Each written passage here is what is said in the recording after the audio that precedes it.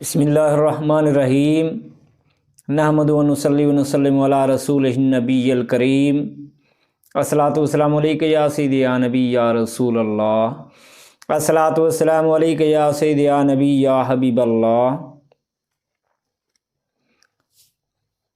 قرآن اور حدیث کی روشنی میں رشتہ داروں کے حقوق،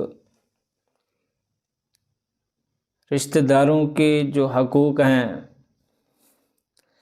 ماں کا بیٹی پر حق ہے اور بیٹی کا ماں پر حق ہے، باپ کا بیٹے پر حق ہے اور بیٹے کا باپ پر حق ہے،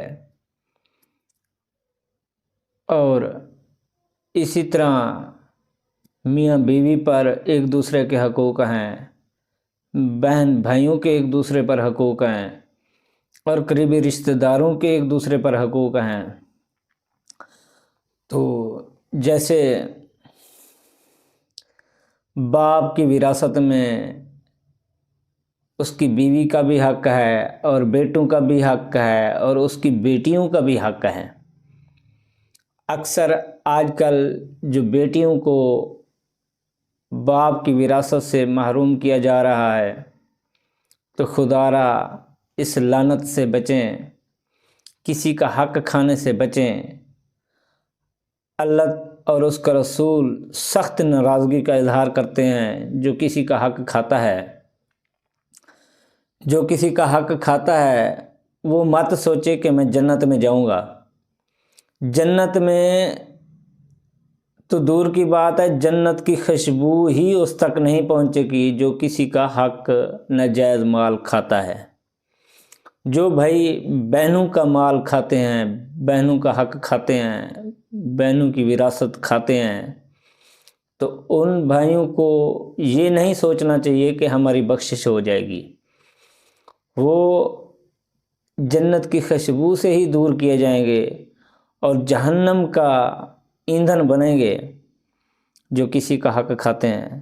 تو خدا را ہر کسی کا باپ کی وراثت میں سے کوئی بھائی ایسے ہوتے ہیں دوسرے بھائیوں کا حق کھا جاتے ہیں، اپنے باپ کی ساری وراثت ایک بھائی ہی ہتھیا لیتا ہے اور دوسرے بھائی دیکھتے رہتے ہیں، تو وہ بھی اس کی بھی بخشش نہیں ہوگی جب تک ان کا حق ان کو واپس نہیں دے گا۔ اسی طرح ایک رشتہ دار امیر ہے اور دوسرا غریب ہے، تو ایک بھوکا مر رہا ہے اور ایک عیاشیاں کر رہا ہے، تو اس رشتہ دار پر بھی اس کے حقوق ہیں، غریب رشتہ دار کے، کہ ان کا بھی خیال کرے، ان کے کھانے پینے کا بھی خیال رکھے، کچھ کھانے پینے کو اپنے غریب رشتہ داروں کو بھی دے، راشن پانی وغیرہ جو حسب توفیق ہو سکتی ہے اپنے غریب رشتہ داروں کو بھی دیکھنا چاہیے۔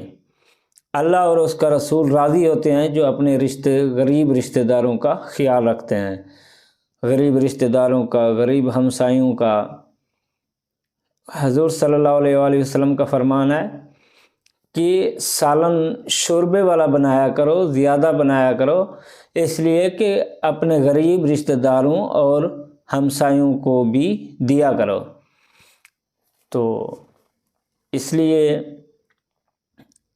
کسی کا وراثت میں حق بھی نہ کھائیں، جنت کے خواہش مند ہیں تو کسی کا حق نہ کھائیں۔ وراثت میں ویسے بھی جو 5 وقت نمازیں پڑھتے ہیں یا اور نیکیوں کے کام کرتے ہیں اور غریب رشتہ داروں کو دیکھتے نہیں ہیں، غریب ہمسایوں کو دیکھتے نہیں ہیں، تو ان کی عبادت ان کے منہ پہ ماری جائے گی، کیونکہ وہ اپنے آپ تو عیاشی سے کھا پی رہے ہیں، اچھا کھا رہے ہیں، اچھا پہن رہے ہیں، تو اپنے غریب رشتہ داروں کو نہیں دیکھتے، اپنے غریب ہمسایوں کو نہیں دیکھتے۔ تو خدا را اپنی عیاشیوں سے تھوڑا سا بچا کر غریب رشتہ داروں کو اور غریب ہمسایوں کو بھی دے دیا کریں، ان کا بھی تعاون کیا کریں، ان سے بھی دعائیں لیا کریں۔ اللہ بھی راضی ہوتا ہے اور اس کا رسول بھی راضی ہوتا ہے۔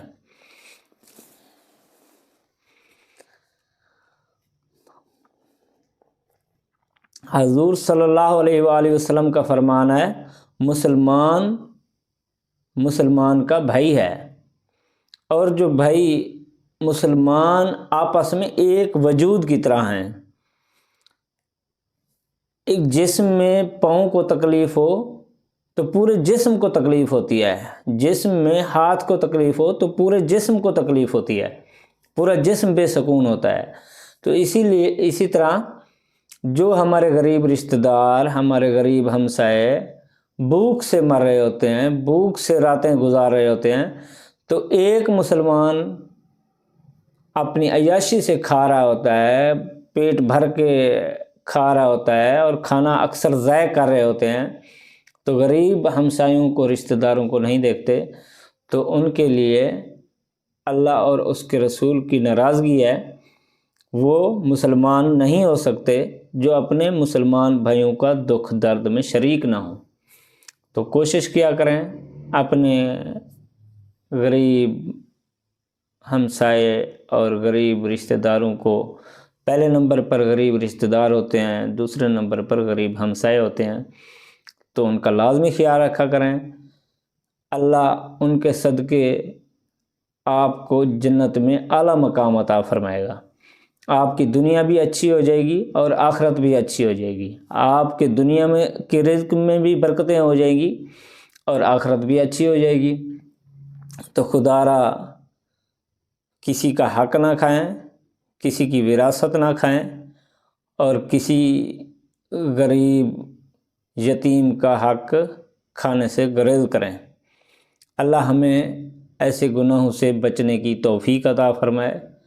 اللہ ہم پر اپنا خاص کرم فضل اور رحم فرمائے۔ اللہ تعالی ہمیں 5 وقت باجماعت نماز پڑھنے کی توفیق عطا فرمائے۔ اللہ تعالی ہمیں دین کے ساتھ سچے جذبے کے ساتھ چلنے کی توفیق عطا فرمائے۔ اللہ تعالی برائے نام دین کے ساتھ چلنے سے بچائے۔ وما علینا الا البلاغ المبین۔ صلی اللہ علیہ حبیبی سیدنا محمد صلی اللہ علیہ وسلم۔